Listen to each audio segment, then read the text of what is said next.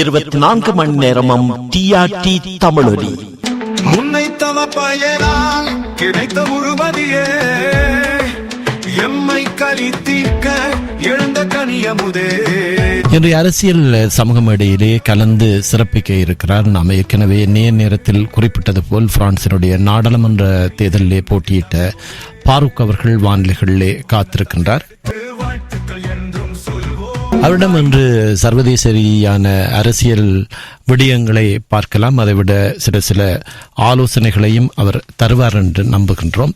பிரான்சினுடைய தற்போதைய நிலை, எதிர்காலத்தில் நடைபெற இருக்கின்ற மாற்றங்கள், குறிப்பாக இங்கே வெளிநாட்டவர்களுக்கு தற்பொழுது வதிவிட அனுமதி பத்திரங்கள் கொடுக்கப்படுகின்ற விடயங்களிலே என்ன மாதிரியான நடவடிக்கைகள் மேற்கொள்ளப்படுகின்றன, இவை தொடர்பான பல்வேறுபட்ட தகவல்களை அவரிடமிருந்து பெற்றுக்கொள்ளலாம் என்று நம்புகின்றோம். முதலில் அவரை வரவேற்று இணைத்துக் கொள்கின்றேன். வணக்கம். வணக்கம். சரி, உங்களை வரவேற்று இணைத்து முதல்ல நாங்கள் இன்னொரு விடயத்தை பார்க்கலாம். என்னவென்றால், பலருக்கு இந்த நோத்தியார் என்பவர் முக்கியமாக தேவைப்படுகின்றார். ஏனென்றால் இங்கே கூடுதலாக எல்லா வீடு போன்றவற்றையெல்லாம் வாங்கி வைத்திருப்பவர்கள் தங்களுடைய சொத்துக்களை பிள்ளைகளுக்கு கொடுப்பதற்கு நோத்தியார் தேவைப்படுகிறார். அவர்களாகத்தான் அதை முன்கூட்டியே மாற்றங்கள் செய்யலாம். அதில் ஒரு தமிழ் பெண்மணி இங்கே புளோமெனில் இருக்கிறார், ஷானா பத்மநாதன் என்று கேள்விப்பட்டிருக்கிறீர்களா? இளம் தலைமுறையைச் சேர்ந்தவர், இளம் வயதினர் தான் ஷானா பத்மநாதன் என்று கேள்விப்பட்டதில்லை. ஆனால் ரொம்ப முக்கியமா படுது என்ன, நம்ம மக்கள் சொத்துகள் வாங்கி சில பேர் சிரமப்பட்டு இருக்காங்க. அது ஆலோசனையோட இது பண்ணும்போது அந்த சிரமங்கள் தவிர்க்கப்படுங்கிறது என்னோட கருத்து. அவரோட நேரடியாக தமிழிலேயே உரையாடலாம். வேண்டுமானால் அவருடைய தொலைபேசி இலக்கத்தை, அவருடைய காரியாலய தொலைபேசி இலக்கத்தில் தொடர்பு கொண்டு ஷானா பத்மநாதன் என்றால் அவர் ஆலோசனை சொல்லுவார். என்றால் ஒரு சிலருடைய இந்த விடயம் தொடர்பாக போன போது, இப்போ நீங்கள் நேரடியாகவே இப்பொழுதே பிள்ளைகளுக்கு மாற்றுவீர்களானால் அதற்கு கூடுதலான வரி செலுத்த வேண்டும். ஆனால் உங்களுடைய பெயர்களிலேயே வைத்துக்கொண்டு பிற்காலத்திலே அவர்களுக்கான என்று சொன்னால் ஒரு 25-30 யூரோக்கள் தான் வரி கட்ட வேண்டும் என்ற மாதிரியாக அவர் குறிப்பிட்டிருந்தார். அவை அவ்வாறான பிரச்சனை உடையவர்கள் இவருடைய தொலைபேசி இலக்கத்தில் தொடர்பு கொண்டு நீங்கள் ஆலோசனைகளை பெற்றுக்கொள்ளலாம். அந்த தொலைபேசி இலக்கத்தை தருகிறேன். 01 86 90 62 90. நீங்கள் தமிழிலே அவரோடு உரையாடலாம். அந்த காரியாலயத்துக்கு தொடர்பு கொண்டு ஷானா பத்மநாதன் என்று கேட்பீர்களானால் அவருடன் உரையாடக்கூடியதாக இருக்கும். அவருடைய தொலைபேசி இலக்கம் 01 86 90 62 90. இந்த நோத்தியாருடைய அந்த வேலைத்திட்டங்கள் தொடர்பாக சொல்ல முடியுமா? எங்கள் நேயர்களுக்கும் உதவியாக இருக்கும்.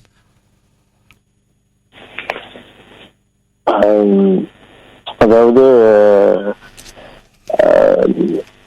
சொத்துக்கள் வாங்கும் போது முன்னாலேயே நம்மளுக்கு அது ஆலோசனைகள் இருந்துச்சுன்னா ரொம்ப நல்லதா இருக்கும். இப்ப நான் நிறைய வீடுகளை பாக்குறேன், ஏலங்கள்ல இருக்குது. காரணம் என்னன்னு சொன்னீங்கன்னா, அது விவரங்கள் ஃபுல்லா தெரியாம இறங்கினதுனால நிறைய தமிழர்கள் வீடுகள் அதிகமா ஏலத்துக்கு வந்துகிட்டு இருக்கிறதுங்கிறது ஒரு கசப்பான உண்மை.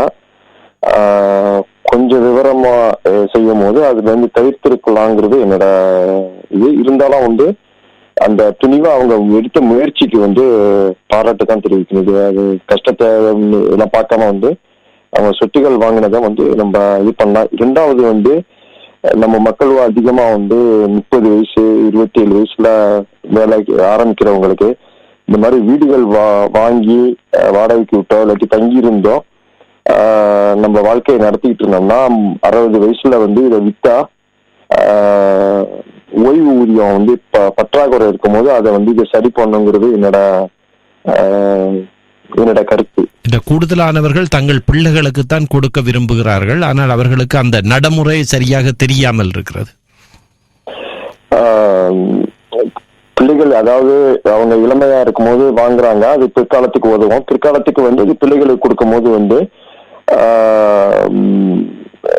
அதை சரியா நடைமுறைப்படுத்தலன்னு சொன்னீங்கன்னா 20,000 யூரோ அல்லது 15,000 யூரோ அப்படிங்கிற மாதிரி வரி கட்டுற மாதிரி ஆகும்.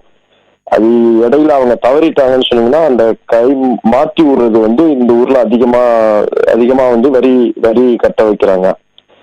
அதுக்கு இந்த இவங்களோட ஆலோசனை ரொம்ப முக்கியமா இருக்குங்கிறது தான் என்னோட இது. அந்த ஆலோசனைய தவறாம வந்து தெரிஞ்சுக்கிட்டு அதை செய்யுங்க அப்படிங்கிறது வந்து இந்த இது. அவர் குறிப்பிட்டார், அதாவது உங்களுடைய பேர்லயே வைத்துக்கொண்டு பிள்ளைகளுடைய பேருக்கு முன்கூட்டியே, அதாவது உங்களுக்கு பின்னால் பிள்ளைகளுக்கு என்று எழுதினால் அதுக்கு பெரிய அளவு தொகை கட்ட தேவையில்லை. ஆனால் இப்பொழுது உடனடியாக மாற்றுவீர்களாக இருந்தால் கூடுதலான தொகை, அந்த பெறுமதியினுடைய ஒரு குறிக்கப்பட்ட வரி அரசாங்கத்துக்கு கட்ட வேண்டி ஏற்படும் என்று குறிப்பிட்டிருந்தார். அதாவது இங்க வந்து எப்படின்னு சொன்னீங்கன்னா யூசி ஃப்ரீ, அப்புறம் வந்து டிமாம்டுமான்னு சொல்லுவாங்க. அதாவது வீட்டை வந்து பயன்படுத்திக்கிறது, அப்புறம் வீட்டு சொத்து அப்படிங்கிறது ரெண்டு மாதிரி பிரிக்கிறாங்க. அது எப்படி சொல்றதுன்னு தெரியல, ரெண்டு மாதிரி பிரிக்கிறாங்க. அந்த மாதிரி பிரிச்சா வந்து அந்த சொத்தை வந்து பிள்ளைகளுக்கு எழுதலாம். 3 பிள்ளைக்கா 2 பிள்ளைக்கா எத்தனை பிள்ளை இருக்கா அத்தனை பிள்ளைக்கு எழுதிடலாம். அவங்களுக்கு வந்து அந்த சொத்துட உரிமை போயிடும். ஆனா அந்த சொத்தை அனுபவிக்கிறது வந்து இவங்க இருக்கிறவரெல்லாம் வந்து அங்க இருந்துகிட்டு அவங்க வாடகைக்கு விட்டுக்கிட்டோ இல்லாட்டி இவங்க தங்கி இருந்துட்டோ அதை வந்து பயன்படுத்திக்கலாம். அந்த மாதிரி இதுல வந்து அவங்களுக்கு வரி கிடையாது.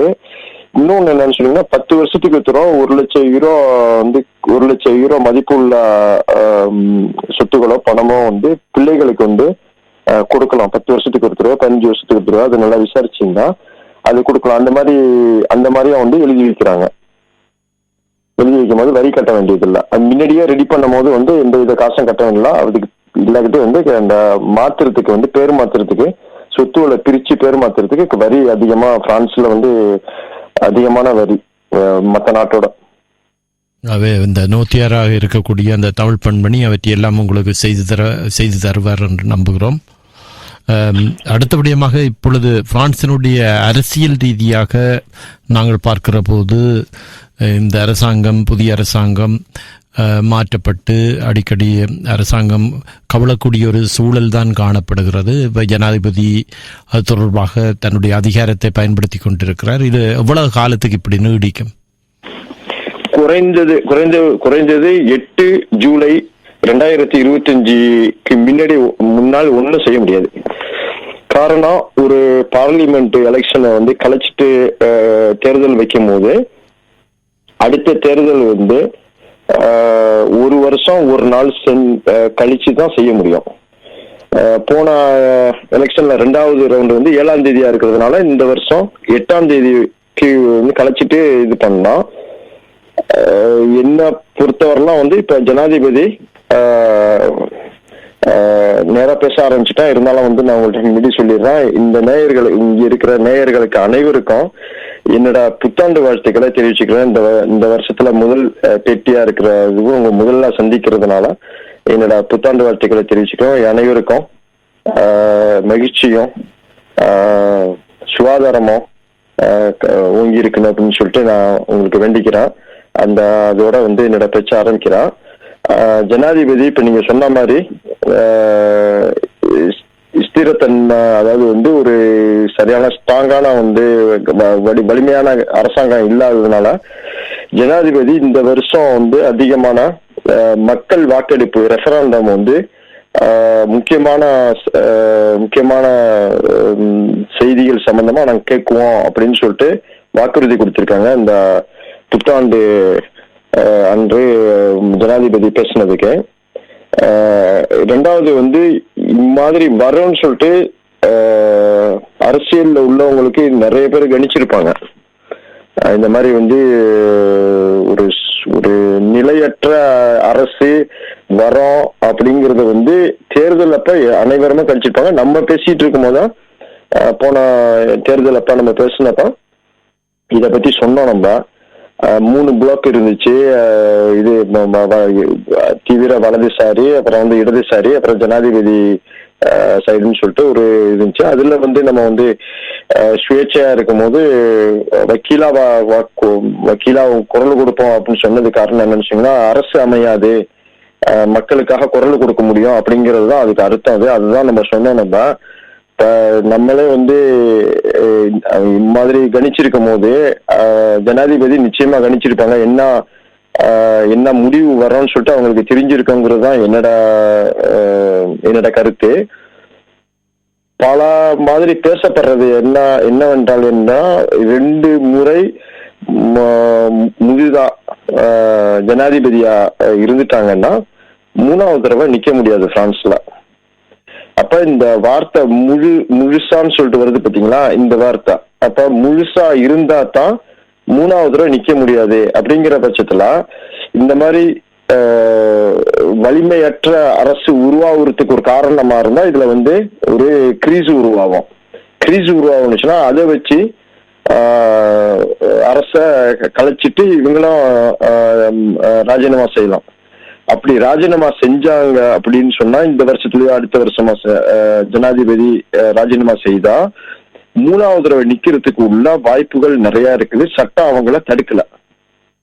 இத கணக்குல கொண்டு தான் இந்த இது பாராளுமன்றம் கலைக்கப்பட்டது அப்படின்னு சொல்லிட்டு முக்கியமான அரசியல் நிபுணர்கள் கூறக்கூடியது இதுதான். இதற்கு 6 மாசத்திற்கு முன்னாடி பழைய மந்திரிகள், பழைய பாராளுமன்ற சபாநாயகர் இவங்கெல்லாம் வந்து ஊடகத்துல மூணாவது தடவை ஜனாதிபதி நிக்கிறது எங்களுக்கு விருப்பமா இருக்கிறது அப்படின்னு சொல்லிட்டு பேட்டிகள் கொடுக்க ஆரம்பிச்சாங்க. அந்த பேட்டிகள்ற முக்கிய காரணம் மக்கள் மற்றும் இங்க உள்ள ஊடகங்கள் எப்படி பதில் அளிக்கிறாங்க, என்ன மாதிரி ரியாக்ஷன் பண்றாங்கிறத வந்து அளவெடுக்கிறதுக்காக அந்த கொடுத்த பேட்டின்னு சொல்லிட்டு தான் அப்பவே சொல்லப்பட்டுச்சு. அதே மாதிரி 6 மாசம் சென்று பாராளுமன்றத்தை கலைக்கிறாங்க. பாராளுமன்றத்தை கலைச்சு யாருமே ஆட்சி நடத்த முடியாத அளவுக்கு வந்து பாராளுமன்றம் அமையுது. இப்படி அமையோண்டு கணிச்சாங்க, அதே மாதிரி அமைஞ்சிடுச்சு. இப்ப வந்து என்ன சொல்றாங்கன்னு சொன்னா ரெஃபரண்டம் அதிகமா வைப்போம் அப்படின்னு சொல்றாங்க. எனக்கு என்னமோ வந்து ஜூலை மாசம் செப்டம்பர் மாசம் அந்த மாதிரி கலைக்கிறதுக்கு மறுபடியும் பார்லிமெண்ட்டை கலைச்சிட்டு இவங்கள ராஜினாமா செஞ்சுட்டு திருப்பி தேர்தலில் நிக்கிறதுக்குள்ள வாய்ப்புகள் இருக்குங்கிறது என்னோட கணிப்பு. எதிர்கட்சிகள் வலிமையா இல்லாம அவங்களுக்குள்ள ஒற்றுமையற்று இருக்கிறதுனால ஒற்றுமையா இருக்கிற கம்மியா ஓட்டு வச்சிருக்கவங்க வெல்ல முடியுங்கிறது தான் வந்து அவங்கள கணிப்பு. அதனால வந்து மாதிரி நடக்கிறதுக்குள்ள வாய்ப்புகள் இருக்குது. இரண்டாவது வந்து இம்மாதிரி வந்து குழப்பங்கள் இருக்கும் போது இன்னொரு விஷயம் வந்து பாஸ் ஆகிருக்குது. இன்னொரு ஒரு ப்ராஜெக்ட் வந்து பாஸ் ஆகிருக்கு. என்னன்னு சொன்னீங்கன்னா எரசால உள்ளவங்க அக்கோம்பாயிங்மா வந்து பண்ணுன்னு அப்படின்னு சொன்னா, அக்கோம்பாயிங்மா அப்படின்னு சொல்லிட்டு சொன்னா என்னன்னு சொன்னீங்கன்னா 15 மணி நேரம் வேலை பார்க்கணுங்கிறத வந்து கிட்டத்தட்ட லீகல் ஆகி கொண்டுட்டு வர்றாங்க. அது ஒண்ணு. பக்கா கொந்தளிப்பு வராம இருக்கிறதுக்கு வேலை அவருக்கு கிடைக்கவில்லை. இப்ப ஜெர்மனியை பொறுத்தவரையில் இப்படி சமூக இந்த பணம் எடுப்பவர்களாக இருந்தால் சமூக சேவை அடிப்படையிலே குறைந்த சம்பளத்தில் ரோட்டு கூட்டுறது, ஏதாவது அவர்களால் கொடுக்கப்படுகின்ற வேலைகளை செய்ய வேண்டும் கட்டாயமாக. அப்படியானவர்கள் தான் இந்த சமூக கொடுப்பனவுக்கு உறுத்துடையவர்களாக இருப்பார்கள். அதே மாதிரி இங்கேயும் அப்படி அந்த வேலை எடுக்க முடியாதவர்களுக்கு நகரமன்றங்கள் அவை அந்த வேலைகளை கொடுப்பார்களா?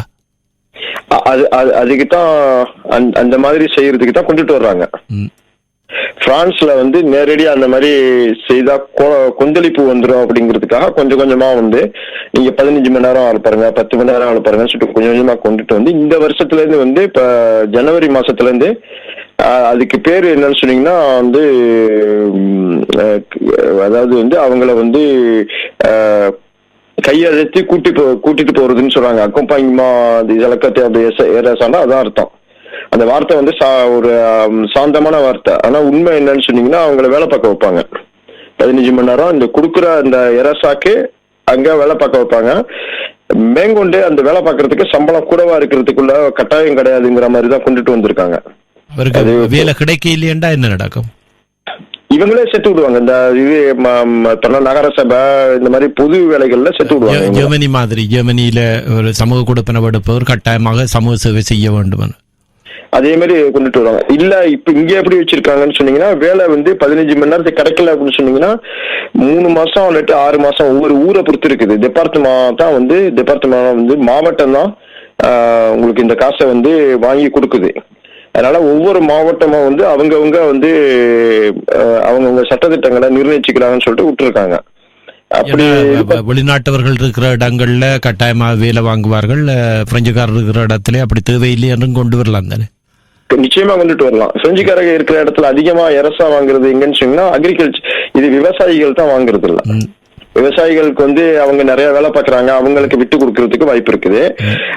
இப்ப கார்ஜு இந்த மாதிரி ஊர்கள்லாம் வந்து வால்துவாஸ் உள்ள மாவட்டம், அந்த மாதிரி மாவட்டங்கள் எல்லாம் வந்து அதிகமா நெருக்கடி கொடுக்குறாங்க. நீங்க 15 மணி நேரம் கட்டாயமா வேலை பார்த்தாவனு, வேலை கண்டுபிடிச்சாவனு, ஒரு 3 மாசத்துக்கு ஒரு தடவை கூப்பிட்டு வேலை கிடைக்காதவங்களை கூப்பிட்டு பேசுறாங்க. ஒரு 3 மாசம் விட்டு 6 மாசம் இது பண்ண பிறகு அது வந்து துண்டிச்சிடுவாங்க, இந்த எரசாவை துண்டிச்சிடுவாங்க. துண்டிச்சுட்டா இவங்களா போய் ஒரு வேலையை எடுத்தாங்கன்னு சொன்னீங்கன்னா அது நீங்களா எடுத்தீங்கன்னு சொல்லிட்டு போயிடும். இப்ப அரசே வந்து உங்களுக்கு சமுதாய நகர சபையில போய் வேலை பாருங்க, அங்க போய் வேலை பாருங்க அப்படின்னு சொன்னீங்கன்னா கொந்தளிப்பு வரும். இப்ப இவங்களே நேரா போய் இவங்களே போய் எடுத்தாங்கன்னா நீங்க தானே போய் எடுத்தீங்க அப்படின்னு சொன்னா கொந்தளிப்புக்கு வாய்ப்பு கிடையாது. அந்த கொந்தளிப்பை தவிர்க்கிறதுக்காகத்தான் இந்த வார்த்தைகள்லாம் சொல்றாங்க. குருடா அப்படின்னு சொல்றது, கண்ணு தெரியாதவங்க சொல்றதுக்கும் வித்தியாசம் இருக்குது. ரெண்டுமே வன்முறையா ஒண்ணு இருக்குது, ஒண்ணு சாஃப்டா இருக்குது. இவங்க யூஸ் பண்ணி இருக்கிறது வந்து கண்ணு பார்வையற்றவர்கள் சொல்ற மாதிரி இது. இத வந்து பொதுமக்கள் மத்தியில இந்த திட்டம் வரவேற்பு பெற்றிருக்கிறதா அல்லது எதிர்ப்பு தான் கூடுதலாக இருக்கிறதா? எதிர்ப்புகள் வந்து இருக்குது. என்ன ஒண்ணுன்னு சொன்னீங்கன்னா எதிர்ப்புகள் நிறைய, ஒவ்வொரு ஆளுகளுக்கும் ஒவ்வொரு பிரச்சனைகள் இருக்கிறதுனால அவங்கவுங்க எதிர்ப்புகளை அவங்கவுங்க பார்த்துட்டு போற மாதிரி இருக்கிறதுனால கடலை கரைத்த பெருங்காயம் மாதிரி போயிடுச்சு. இப்ப இந்த குழப்பம் இருக்குது. ஆனா இதே கூடுதலாக இந்த எரசா பெறுபவர்கள் வெளிநாட்டவர்களாக இருக்கிறபடியால் அந்த தீவிர வலதுசாரி கொள்கை உடையவர்கள் வந்து இந்த திட்டத்தை ஆதரிப்பார்கள் அல்லவா? வலதுசாரின்னு கிடையாது, பெரும்பாலும் வந்து உள்ளவங்க ஆதரிக்கிறாங்க. இதான் என்னத்துக்கு ஆதரிக்கிறாங்கன்னா, இப்ப நாங்க வரி கட்டுறது, இப்ப நாங்க வந்து அதிகமா கொத்திஜாசியம் சார்ஜ் விலையில சம்பளத்துல கட்டுறது இதனாலதான் கட்டுறோம், இது இவங்க செஞ்சாங்கன்னா பரவாயில்ல அப்படிங்கிற மாதிரி வந்து அவங்க வந்து ஆதரிக்கிறாங்க. வலதுசாரின்னு கிடையாது, சாதாரண உள்ளவங்களே ஆதரிக்கிறாங்க. இதை வாங்குறவங்க எதுக்கத்தான் செய்வாங்க, ஏன்னா வாங்குறவங்களுக்கு சிரமம் வரும்போது அவங்க எதிர்ப்பாங்க. ஆனா இதை எப்படி இவங்க எல்லாரும் ஒன்னா இல்லாத அளவுக்கு எப்படி செய்யறாங்கன்னா, அலக்கசியம் சோமாஜ் வாங்குறவங்கள ஒரு மாதிரியும், எரசா வாங்குறவங்கள ஒரு மாதிரியும், இது ஓய்வு ஊதியம் வாங்குறவங்கள ஒரு மாதிரியும், அப்படியே விவசாயிகளுக்கு ஒரு விலைகள் நிர்ணயிக்கப்படுறது அது ஒரு பிரச்சனை அப்படின்னு சொன்னோம்னா, பிரச்சனைகள் பல இது உருவாக்கி விடும் போது அப்ப என்ன செய்வாங்கன்னா அவங்கவுங்க பிரச்சனையை அவங்கவுங்க பாக்குறது தான் பார்ப்பாங்க, எல்லாம் ஒன்று கூடி போராட மாட்டாங்க. இப்ப என்னன்னு சொன்னீங்கன்னா, ஒன்று கூடி போராடாம இருக்கிறது என்னன்னு சொன்னீங்கன்னா இதுதான் காரணம். ஒரே ஒரு இதுல போராடுவாங்க, எதுனா ஓய்வு ஊதியத்துல போராடுவாங்க. ஏதாவது சட்டமாற்றம் கொண்டு வர்றார்களா ஓய்வூதியம் தொடர்பாக? முன்னர் சொன்னார்கள் ஆக குறைந்த ஓய்வூதியமாக 1000 யூரோக்கள் பெறக்கூடிய மாதிரி இருக்கும் என்று சொன்னார்கள். ஆனால் அது இதெல்லாம் நடைபெறவில்லையே. ஓய்வூதியம் அப்படின்னு சொன்னீங்கன்னா 1000 யூரோ வந்து கொடுக்குறாங்க. எப்படி கொடுக்குறாங்கன்னு சொன்னீங்கன்னா 1000 யூரோன்னு கிடையாது, 1000 யூரோக்கு கம்மியா இருந்துச்சுன்னா வந்து அஸ்வான்னு சொல்லிட்டு ஒரு தனியா நீங்க இன்னொரு முயற்சி பண்ணி அதை வாங்கலாம். அது நடைமுறைக்கு வந்திருக்குது. 1000 கட்டாயம் கிடையாது. நீங்க வர ஓய்வூதியம் காசு 700 யூரோ வருதுன்னு சொன்னீங்கன்னா பாக்கி 300 யூரோவா வந்து இந்த அஸ்வான்னு சொல்லிட்டு புது முயற்சி பண்ணி அதை வந்து வரவழைச்சு வாங்குறாங்க. அது உண்மை. அது என்ன மாதிரி அந்த 300 யூரோக்கள் எப்படி பெற்றுக்கொள்ள வேண்டும்? அது எப்படின்னு சொன்னீங்கன்னா, அந்த ஓய்வூதியம் வாங்குற இடத்துலயே எனக்கு வந்து இது 700 தான் வருது, நீங்க ஃபைல் செஞ்சு கொடுங்கன்னா அவங்களே செஞ்சு கொடுக்குறாங்க. இதுக்குன்னு தனியா ஆபீஸ்ன்னு கிடையாது, அஸ்வான்னு சொல்லிட்டு இதை வந்து அவங்களே செஞ்சு கொடுக்குறாங்க. இதுல வந்து எவ்வளவு 300 கிடையாது, அவங்க வந்து 600 வாங்குறாங்க. சில பிரெஞ்சுக்காரங்க வந்து விவசாயி எல்லாம் வந்து 600 வாங்குறாங்க. அவங்க புருஷன் இறந்த பிறகு அவங்க பெண்கள் வந்து உயிரோட இருக்கிற நேரத்துல அவங்களுக்கு வந்து பென்ஷன் அதிகமா வேலை பார்த்திருக்க மாட்டாங்க அந்த காலத்துல. இப்ப அவங்களுக்கு 600 யூரோ வாங்குற ஓய்வூதியம் வாங்குற பிரெஞ்சுக்காரங்க நிறைய இருக்கிறாங்க. இப்ப அவங்களுக்கு இந்த அஸ்வான் சொல்லிட்டு போடும்போது பாக்கி 400 யூரோ குறையுது 1000 யூரோக்கு. இந்த 400 யூரோவா வந்து அந்த பென்ஷன் வாங்குற இடத்துலயே ஃபைல் அவங்களே செஞ்சு கொடுக்குறாங்க. எவ்வளவு காலத்துக்கு கொடுப்பார்? தொடர்ந்து கொடுப்பார்களா இல்ல இடையில நிறுத்தி விடுவார்கள்? தொடர்ந்து கொடுப்பாங்க. இத வந்து நீங்க கேட்டா தான் கொடுப்பாங்க. இப்ப ஓய்வூதியம் எப்படி வந்து கட்டாயமா கொடுக்குறாங்களோ அந்த மாதிரி கிடையாது. இது வந்து எனக்கு வேணும்னு சொல்லிட்டு இப்ப கேட்டா அவனு இப்ப பிரான்ஸ்ல வந்து 2 மாதிரி உதவி இருக்குது. ஒரு உதவி கட்டாயமா கொடுக்கறது. இப்ப வந்து பிள்ளைகளுக்கு கொடுக்கற காசு வந்து கட்டாயமா கொடுக்கறது. வீட்டுக்கு வந்து ஆப்பையல் வந்து வீட்டு வாடகை உதவி இருக்கு பாத்தீங்கன்னா, வாடகை உதவியை நீங்க ஃபைல் போட்டா தான் கொடுப்பாங்க. அந்த மாதிரி உதவிகள் நிறைய இங்க பிரான்ஸ்ல இருக்குது. நீங்க நீங்க கேட்டு எனக்கு உதவி வேணும்னு மின்சார கட்டணம் கட்ட முடியாதவர்கள் கேட்டா கொடுப்பார்கள். அப்படித்தான் அது கேட்டா கொடுப்பாங்க, கேட்கலன்னு கொடுக்க மாட்டாங்க. அம்மாதிரி உதவி வந்து பிரான்ஸ்ல நிறைய இருக்குது. விவசாயில இருக்கிறார்கள், சாப்பாடு தேவை என்று சொன்னா அதுக்கு ஒரு கார்டு மாதிரி கொடுத்து போய் ஒரு இடத்துல எல்லா சாப்பாடுகளையும் கொடுப்பார்கள். சாப்பாடு கொடுக்கறாங்க. சில ஊர்ல சாப்பாடு சமைப்பதற்கான சாமான்கள் எல்லாவற்றையும் கொடுக்கிறார்கள். சமைக்கிற சாமான் கொடுக்கறாங்க. சில இடத்துல வந்து சாப்பாடுகள் கொடுக்கறாங்க. சில இடத்துல வந்து அவங்களுக்கு வேலைக்கு வசதி படுற மாதிரி வந்து கம்ப்யூட்டர் கொடுக்கறாங்க. சில பேருக்கு வந்து அதாவது வந்து டிரைவர் ஆகுறதுக்குள்ள வாய்ப்பு இருக்கு. அவங்க டிரைவர் லைசன்ஸ் பெரிய பஸ்ஸோ லாரியோ ஓட்டுறதுக்கு இது இல்லைன்னு சொன்னீங்கன்னா அது சில ஊர்ல அதிகம் காசு கொடுக்குறாங்க. காசு கொடுத்து ட்ரைனிங் பண்ணி கொடுக்குறாங்க. அது 7,000 8,000 யூரோக்கு மேல கொடுக்குறாங்க அது பெரிய லைசன்ஸ் எடுக்கிறதுக்கு. அந்த மாதிரி நமக்கு தெரிஞ்ச ஒருத்தர் அந்த மாதிரி பஸ் லைசன்ஸ் எடுத்து அவரு பஸ் டிரைவராகி வேலை பார்க்கறாரு. இப்ப அந்த மாதிரி இல்லையே. இப்ப நீங்க கூடுதலான இடங்கள்ல நீங்கள் பார்ப்பீர்களானால் இந்த பஸ் சாரதிகளுக்காக அவர்களாகவே உங்களை அழைத்து உங்களுடைய விவரங்களை தாங்களே உங்களுக்கான சாரதி அனுமதி பத்திரத்தை பெற்று தருகிறோம் என்று சொல்லியும் சில இடங்கள்ல அதுக்கண்ட ஒரு ஸ்டாண்ட் போட்டு சேர்க்கின்றவர்களையும் காணக்கூடியதாக இருக்கிறது. ஏண்டா இங்க பஸ் சாரதிகளுக்கு மிகப்பெரிய தட்டுப்பாடு அதிகமா இருக்குது. இரண்டாவது இவங்களுக்கு அந்த வேலையில சேர்த்து விட்டா அதுல சாரதி ஓட்டுறவங்களுக்கு வந்து வருமானம் அதிகம். வருமானம் அதிகம்னா அவங்க வரி கட்டுவாங்க. வருமானம் அதிகமா இருக்கும்போது அதுல வந்து இளம் வயசா இருந்துச்சுன்னா வீடு வாங்குவாங்க. பொருளாதாரம் வந்து திருப்பி அந்த ஒரு 6,000 7,000 யூரோ கொடுக்கறதுல வந்து அவங்களுக்கு நிறைய தான் வரும். அவங்களுக்கு இப்ப வீடு வாங்குறாங்க. அப்புறம் வந்து அவங்க செலவுகள் வந்து இப்ப 3,000 யூரோ 2,500 யூரோ சம்பளமா இருக்கிறதுனால அது முக்கால்வாசி செலவு பண்ணுவாங்க. செலவு பண்ணா அந்த வரியில எல்லாத்துலயும் எடுப்பாங்க. அவங்களுக்கு லாபம் தான் அது. அதனால உதவி பண்றாங்க. ரெண்டாவது வந்து அந்த ஃபெடரேஷன், அதாவது வந்து லாரி பஸ் இதுக்குள்ள டிரான்ஸ்போர்ட் ஃபெடரேஷனா காசு கொடுத்து இதை செய்ய சொல்றாங்க. ஏன்னா அவங்களுக்கு நீங்க சொன்ன மாதிரி ஆள் பற்றாக்குறை இருக்குது. இப்ப எராத்தப்பை அதாவது வந்து பரி பஸ் கம்பெனில கூட வந்து ஆளு பத்தாம வந்து ஆள் எடுக்கிறாங்க. இப்ப தற்காலிகமா ஆள் எடுக்கிறாங்க. ஏன்னா வந்து அவங்களுக்கு கோங்கூர் பண்ணி அத முறைப்படி எடுக்கிறதுக்கு நாளாகும்னு சொல்லிட்டு நேரடியாக எடுக்கிறாங்க. 2 நாளைக்கு இந்த வேத்தேசை மாதிரி வந்து 5 நாளைக்கு ஓட்டுறது 2 நாளைக்கு ஓட்டுறது அப்படின்னு சொல்லிட்டு அதெல்லாம் எடுக்கிறாங்க. அது ஒண்ணு இருக்குது. ரெண்டாவது வந்து இப்ப முக்கியமா வேலைகள் அதிகமா கொடுக்கணுங்கிறதுக்காக வீடு வந்து இந்த கிளாஸ்மா பண்றாங்க. அதாவது வந்து வீட்டுல உள்ள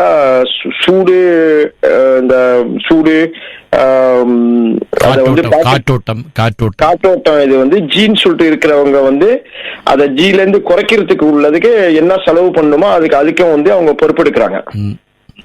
அதனால வந்து இசோலாசியம் பண்ணும்போது வீட்டை இசோலாசியம் பண்றாங்க. வீட்டுக்கு வந்து காற்றோட்டம் செய்யறது இது பண்றாங்க. இல்லாட்டி சோஃபாஸ் மாத்துறாங்க அப்படின்னு சொன்னா அது ஆயிரக்கணக்கில் லட்சக்கணக்கில் வேலையை கொடுக்கும் பிரான்ஸ் ஃபுல்லா. அதுக்கு வந்து முக்கியத்துவம் கொடுத்து 1 ஜனவரில இருந்து அதுக்கு அதிகமா வந்து உதவி பண்றாங்க. அரசு வந்து உதவி பண்ணுது.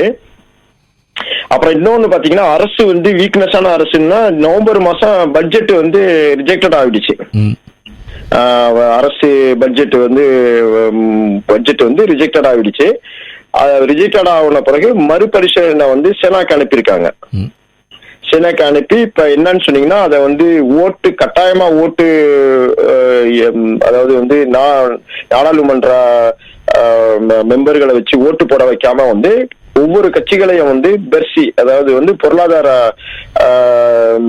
மந்திரி ஆபீஸானா வந்து பெர்சிக்கு வந்து ஒவ்வொரு கட்சிகளையும் கூப்பிட்டு இதை நீங்க ஏத்துக்கிறீங்களா, என்ன திருத்தம் பண்ணுன்னு சொல்லிட்டு ஒருத்தவங்கள்ட்ட வந்து ஆலோசனை கேட்டு அதுக்கு தகுந்த மாதிரி பட்ஜெட் மறுபடியும் சரி செஞ்சுக்கிட்டு இருக்காங்க. இதுல முக்கியமா குறிக்க வேண்டியது என்னன்னு சொன்னீங்கன்னா எல்ஏசிங்கிற அந்த கட்சி ஒன்றியும் நாங்க இதுல தலையிட மாட்டோம் அப்படின்னு சொல்லிட்டு அவங்க வந்து ஒதுங்கிக்கிட்டாங்க. பாக்கி அனைத்து கட்சியும் வந்து இதுல வந்து அவங்க ஆலோசனை கொடுக்குறாங்க. இப்ப அவங்களுக்கு கோட்பாடுக்கு உள்ள சில பட்ஜெட்டை இது எப்படி செய்யுங்க அப்படி செய்யுங்கன்னு சொல்லிட்டு அதை சொல்லி ஆலோசனை கொடுக்குறாங்க. இதுல 2 இது இருக்குது. ஒன்னாவது வந்து இந்த மாதிரி கேட்டு செய்யறதுனால ரிஜெக்டட் ஆகுறதுக்கு வாய்ப்பு கிடையாது. அதாவது அவங்க ஓட்டு போட மாட்டாங்க. இந்த பட்ஜெட்டை வந்து எதிர்கட்சிகள் ஓட்டு போட்டா ஆளுங்கட்சி மாதிரி போயிடும். அப்ப எதிர்கட்சி அந்தஸ்தா இழந்துருவாங்க. இப்ப என்ன செய்வாங்கன்னு சொன்னீங்கன்னா, இது எதிர்த்து ஓட்டு போட மாட்டாங்க. எதிர்த்து ஓட்டு போடலன்னா அந்த பட்ஜெட் பாஸ் ஆகும். இதுதான் அவங்களோட திட்டம். இன்னொரு மறைமுக திட்டம் என்னன்னு சொன்னீங்கன்னா, ஒவ்வொரு கட்சிகளையும் இப்படியே கூப்பிட்டு தனித்தனியா கூப்பிட்டு பேசும்போது வந்து இடதுசாரி கூட்டணி வந்து உடையறதுக்குள்ள வாய்ப்புகள் இருக்குது. அது உடைஞ்சிருச்சு. காரணம் என்னன்னு சொன்னீங்கன்னா, இப்ப சோசியலிஸ்ட் கட்சிக்கும் எல்ஐசி மெலான்சான் கட்சிக்கும் பிரச்சனை வந்து இதனால உருவாகிடுச்சு. அவங்க 2 பேருக்குமே பிரச்சனை உருவாகிடுச்சு. இப்ப சோசியலிஸ்ட் கட்சிக்கு இன்னொரு பிரச்சனை என்னன்னு சொன்னீங்கன்னா, அவங்க மாநாடு செய்வாங்க. வருஷத்துக்கு ஒரு தடவை மாநாடு செய்வாங்க. அந்த மாநாடுல அந்த கட்சி பொதுச் செயலாளரை தேர்ந்தெடுக்கிறது. அப்ப அந்த காரணத்துக்காக இவங்க போய் பேசுறாங்க. நேரா போய் அரசு கூட பேசி, நாங்களாம் வந்து அரசோட சேர்ந்து ஒத்துமையா நாங்க வந்து பட்ஜெட் ஓட்டு போடுறதுக்கு நாங்களாம் ஏற்பாடு பண்றோம் அப்படின்னு சொல்லிட்டு அவங்கள காட்டிக்கிறதுக்காக செய்யறாங்க. இதனால என்ன ஆகுதுன்னு சொன்னீங்கன்னா வந்து இந்த இடதுசாரி அந்த கூட்டணி உடைஞ்சிடுச்சு கிட்டத்தட்ட. எல்ஐசி வந்து எங்களுக்காக யாரும் பேசுறத நாங்க ஏத்துக்க மாட்டோம்னு சொல்லிட்டு நேத்து வந்து ஊடகத்துல நேரடியா டிக்ளேர் பண்ணிட்டாங்க. அதனால வந்து அந்த இடதுசாரி வந்து ஒரு போர்வையில இருக்குது ஒழிஞ்சு அதை வந்து அந்த தேர்தலை சந்திக்கும் போது உள்ள ஒற்றுமையில கிடையாது. இப்ப இடதுசாரிகள் மித்ரோன் மாதிரி இனியொருவர் வரக்கூடிய வாய்ப்புகள் இல்லையா? மித்ரம் அதாவது வந்து ஒரு பெரிய தலைவர் வரணும் அப்படின்னு சொன்னீங்கன்னா, எப்ப வரணும்னா பெரிய கஷ்டங்கள் இருக்கும் போது ஒரு தலைவர்கள் வர்றதுக்கு உள்ள வாய்ப்புகள் நிறைய இருக்குது.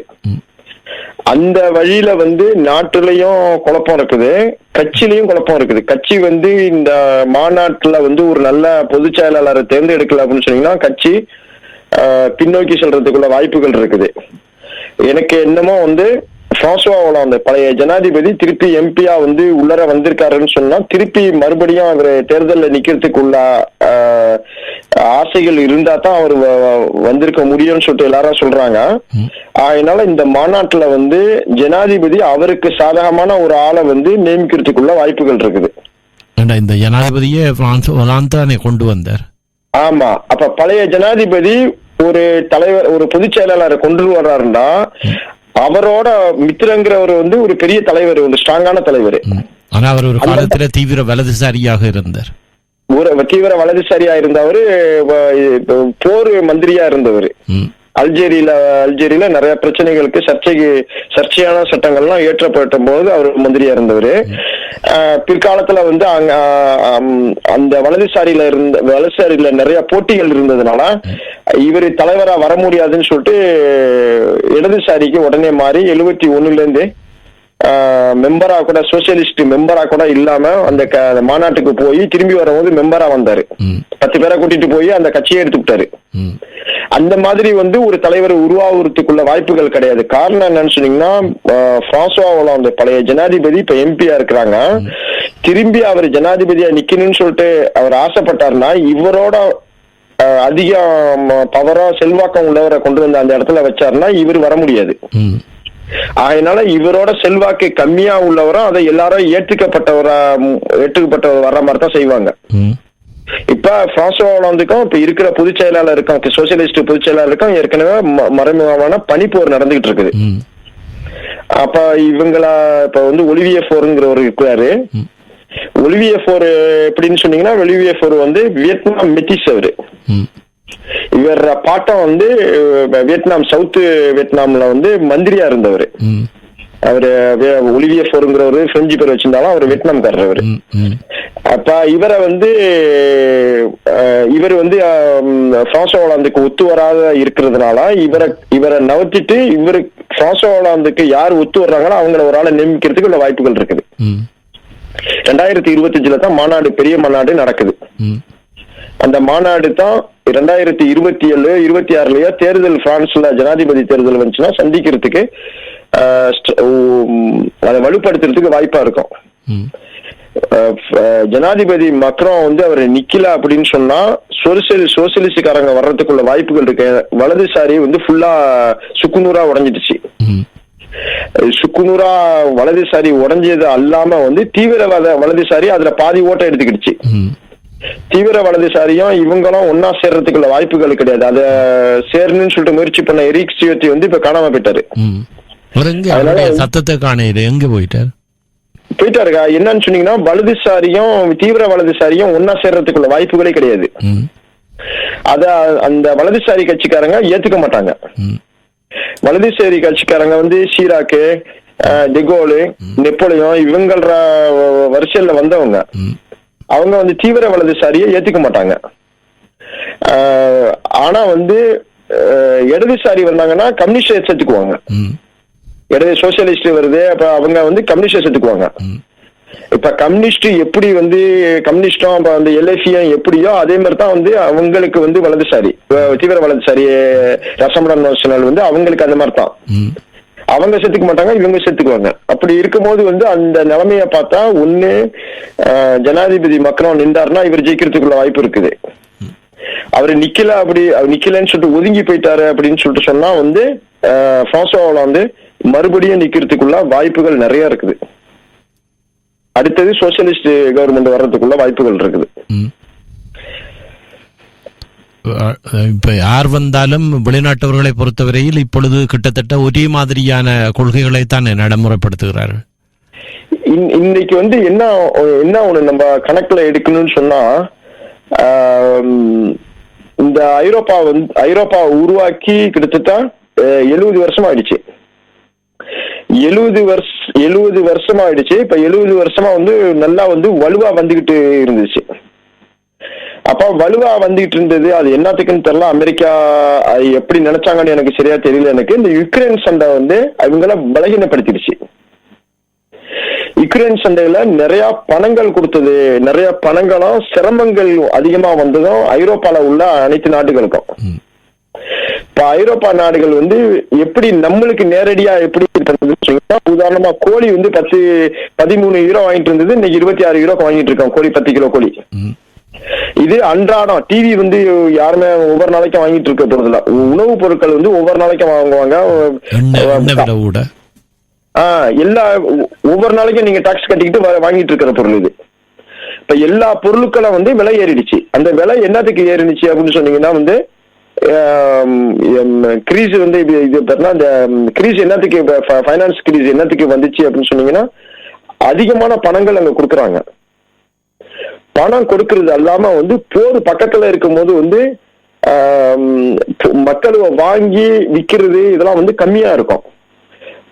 மக்களை வாங்கி விற்கும் போதுதான் வந்து இப்ப சாதாரண பொருட்கள் இப்ப இந்த சூப்பர் மார்க்கெட்ல போய் இப்ப என்ன வாங்குறீங்க, பெட்ரோல் வாங்குறீங்க, அதெல்லாம் வந்து அதிகமா விற்பனை ஆகும் போதுதான் இந்த ஐரோப்பால உள்ள வேலைகள் வந்து அதிகமா இருக்கும். மக்களுக்கு கொடுக்குற வேலைகள் வந்து சேலரி வேலைகள் வந்து அதிகமா இருக்கும். அதுல வாங்குறது பிரெஞ்சுக்காரங்க பிரான்ஸ்ல இருக்கிறவங்க ஐரோப்பாக்காரங்க பொருட்கள் வாங்குறது கம்மியா இருந்துச்சுன்னு சொன்னீங்கன்னா வேலைகள் தடைப்படும். வேலைகள் தடைப்படும் போது பாத்தீங்கன்னா வந்து இப்ப வந்து வீடு வாங்குறதுக்குள்ள கிருதிலாம் வந்து கொஞ்சம் கடினப்படுத்திருக்காங்க. இவங்களால கட்ட முடியலண்டா வந்து என்ன செய்யறது அப்படிங்கறது அதை வந்து மனசுல வச்சுக்கிட்டு அவங்க கொஞ்சம் கடினப்படுத்திருக்காங்க. இதே போன ஒரு 2 வருஷத்துக்கு முன்னாடி ரொம்ப வட்டிலாம் கம்மியாக்கி வீடுகள் வசதியா வாங்குறதுக்கு தகுந்த மாதிரி எல்லாம் ஏற்பாடு பண்ணியிருந்தாங்க. இப்ப அப்படியே மாத்திட்டாங்க. இப்ப திரும்பி ஓபன் பண்ணி விடுறாங்க. காரணம் என்னன்னு சொன்னீங்கன்னா ட்ரம்ப் ஜெயிச்சதுல இருந்து அங்க சண்டை முடிஞ்சிடும், அப்ப வந்து நம்ம வந்து காசு கொடுக்க வேண்டியல அப்படிங்கிற ஒரு பிரவிஜயத்துல இது பண்ணாலும் இங்க வந்து கிரீஸ் நிறைய அந்த பைனான்ஸ் கிரீஸ் அதிகமா இருக்கும் போது என்ன ஆகும்னு சொன்னீங்கன்னா அவங்க ஜோப்ல கைய வைக்கும் போது அவங்க யாரு மேல கோவப்படுவாங்கன்னா வெளிநாட்டவர்கள் மேலதான் கோவப்படுவாங்க. அதுதான் வந்து இந்த கிரீஸ் வந்து கிட்டத்தட்ட வந்து பிரான்ஸ்ல வருமானத்துல 3 மடங்கு வந்து பிரான்ஸ்ல உள்ள கடன், பிரான்ஸ் நாட்டு அரசோட கடன் வந்து 3 வருஷத்துக்கு வந்து என்ன ஒரு நாடு வந்து உற்பத்தி பண்ணுமோ அந்த 3 வருஷத்துக்கு உள்ள பணம் தான் வந்து நாட்டோட கடன். அது அப்ப அந்த கடன் இருக்கும் போது அது என்ன செய்வாங்க, வரி மூலியமா தான் வசூல் பண்ணுவாங்க. அப்புறம் கொடுக்குற சலுகைகளை குறைப்பாங்க. நம்மளுக்கு கொண்டே குறைக்க மாட்டாங்க. விவசாயிகளுக்கு கொடுக்குற சலுகைகள் அப்புறம் வந்து இண்டஸ்ட்ரியல்களுக்குள்ள சலுகை எல்லாம் குறைக்கும் போது அது யார் மேல கோவம் வரும்னு சொன்னீங்கன்னா நம்ம மேலதான் கோவம் வரும். என்ன நீங்க சொல்ற மாதிரி அதிகமா உதவிகள் வாங்குறவங்க வெளிநாட்டுக்காரங்களா இருக்கிறதுனால அது அவங்க வந்து நமக்கு அந்த கோவம் வந்து நம்ம மேல வரும். இயற்கையாவே வரும் அது. இப்ப இங்கேன்னு கிடையாது, ஐரோப்பா ஃபுல்லா அப்படித்தான் வந்துட்டு இருக்குது.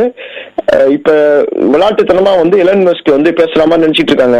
AfD வந்து அந்த கட்சி வந்து ஜெர்மனில உள்ள கட்சி வந்து இப்ப ஜெர்மனில தேர்தல் நடக்கிறதுனால எலன் மஸ்க் வந்து அது நேரடியா சப்போர்ட் பண்றாரு. எதுனா வலதுசாரி, தீவிர வலதுசாரிக்கு சப்போர்ட் பண்றாரு. அது விளையாட்டுத்தனமா நம்ம நினைக்க முடியாது. அது என்னன்னு சொன்னீங்கன்னா, வலதுசாரி இவர ட்ரம்ப் மாதிரி உள்ள கட்சியை வந்து கொண்டுட்டு வர்றதுக்கு ஆசைப்படுறாங்க. நிச்சயம் அந்த தேர்தல்ல, ஜெர்மனில நடக்கிற தேர்தல்ல அது வந்து நிச்சயம் பிரதிபலிக்கும். எலன் மஸ்கிட அவங்கள முக்கியமா செல்வாக்கு வந்து ட்ரம்ப்ட எப்படி பிரதிபலிச்சு அவர் வெற்றி பெற்றாரோ அதே மாதிரி இங்க பிரதிபலிக்கிறதுக்கு வாய்ப்பு இருக்குது. அது மட்டும் இல்லாம நீங்க நல்லா பாத்தீங்கன்னா, இங்கிலாந்து பிரதமரையும் இந்த ரிசைன் பண்ண சொல்லி பல காரணங்கள் மூலியமா வந்து பல அந்த கற்பழிப்பு கேஸை மறைச்சதுனால அதை காரணம் கொண்டு இவரை ரிசைன் பண்ணி இது ராஜினாமா பண்ண சொல்றாங்க. ராஜினாமா பண்ணி சொன்னா அது யாரை ஆதரிக்கிறாருன்னா, அவர் வலதுசாரியா, இங்கிலாந்துல உள்ள வலதுசாரியா ஆதரிக்கிறாரு. வந்து ட்ரம்ப் வந்து ஐரோப்பால வலதுசாரியா கொண்டுட்டு வரணும்னு, தீவிர வலதுசாரியை கொண்டுட்டு வரணும்னு அவர் ஆசைப்படுறாரு. ஏன்னா அவர் எடுக்கிற அரசியல் முடிவுகளுக்கு இவங்க ஒத்து வருவாங்கன்னு சொல்லிட்டு பாக்குறாங்க. அது வந்து எங்க பார்த்தாலும் வந்து குழப்பங்கள் இருக்க மாதிரி எதுவுமே குழப்பம் கிடையாது. எல்லாம் திட்டமிட்டு அழகா செஞ்சுட்டு இருக்காங்க. ஆனால் மிகப்பெரிய ஆபத்தை வெளிநாட்டவர்களுக்கு ஏற்படுத்தும். நிச்சயமா வந்து தீவிர வலதுசாரி வந்துச்சுன்னா வெளிநாட்டவர்களுக்கு, அதாவது புரோனோசினால் வரும்போது எப்படி எல்லாரும் பயந்தாங்களோ அதெல்லாம் அது சாதாரண பயம் அப்படிங்கிறத காட்டி கொடுக்கும். காரணம் என்னன்னு சொன்னா, அப்ப வந்து வேற பிரான்ஸ் கொண்டு வந்து ஆபத்து இருந்துச்சு. இன்னைக்கு வந்து ஐரோப்பா பூராவும் வந்து உங்களுக்கு அந்த வலதுசாரியை கொண்டுட்டு வர்றதுக்கு ட்ரம்ப் அரசு மறைமுகமா வேலை பார்த்துட்டு இருக்காங்க. எலன் மஸ்க் மூலியமா செஞ்சுட்டு இருக்காங்க. எலன் மஸ்க் வந்து சாதாரண ஆளுன்னு சொல்லிட்டு எல்லாரும் நினைக்க முடியாது. அவர் வந்து அந்த சமூக வலையத்தளம் வந்து வலுவையான வந்து சமூக வலையத்தளம் ஈக்ஸ்டா முதலாளியா இருக்கிறதுனால அவரு அனைத்தையும் அவர் செய்ய முடியுங்கிறது தான் வந்து உண்மை. இது அதே மாதிரி வந்து அதுக்கு இன்னொரு காரணம் இருக்கு. என்னன்னா, முன்னிய காலத்தில் யூரோ வருவதற்கு முன்பாக வெளிநாடுகளில் இருந்து பொருட்களை வாங்கவோ விற்கவோ வேண்டுமாக இருந்தால் ஏற்றுமதி இறக்குமதிக்கு அமெரிக்க டாலரைத்தான் பாவிக்க வேண்டியிருந்தது. அப்போ அதனூடாக கிடைக்கக்கூடிய வரியில பெரும் லாபம் பெற்றார்கள். ஆனால் இப்பொழுது யூரோ வந்தபடியால யூரோவிலேயே பல்வேறுபட்ட நிறுவனங்களோடு பெட்ரோல் வாங்குவது போன்றவற்றுக்கு யூரோவையும் பயன்படுத்தக்கூடியதனால் டாலரினுடைய ஆதிக்கம் வந்து சரியான வீழ்ச்சி சந்திக்கிறது. அப்ப அவர்கள் எப்படியும் திட்டமிட்டு ஐரோப்பாவை உடைப்பதற்குத்தான் முயற்சிப்பார்கள். யுக்ரைன்ல வந்து யுக்ரைனுக்கும் ரஷ்யாவுக்கும் சண்டை நடக்குதுன்னு நிறைய பேர் நினைச்சிட்டு இருக்காங்க. உண்மை என்னன்னா, யுக்ரைனுக்கும் நேட்டோ அரசுக்கும் அப்புறம் இவங்களுக்கு தான் கிட்டத்தட்ட 60 நாடு வந்து ரஷ்யா கூட சண்டை போட்டுக்கிட்டு இருக்குது. இதுதான் உண்மை. இரண்டாவது அது நோக்கம் வந்து ஐரோப்பாவை வந்து உடைக்கிறது தான் அந்த யுத்தத்தின் அங்க சண்டை நடக்கிறது எல்லாரும் பார்த்து கொண்டிருப்பார்கள். ஆனால் எதிர்காலத்தில் ஐரோப்பிய ஒன்றியம் என்பது இல்லாமல் போறதுக்கான வேலை திட்டத்தின் ஒரு பகுதி தான் அது. அதுதான் வலதுசாரிய கொண்டுட்டு வர்றாங்க அப்படின்னு சொன்னா, இப்ப ஏற்கனவே பொருளாதார நெருக்கடி வந்தது காரணம் என்னன்னு சொன்னீங்கன்னா, ஒரு பக்கம் எல்லா ஐரோப்பா நாடுகளையும் யுக்ரைனுக்கு காசு கொடுக்க கட்டாயப்படுத்தினாங்க. எல்லாம் கொடுத்துருக்காங்க, கட்டாயத்துல கொடுத்துருக்காங்க.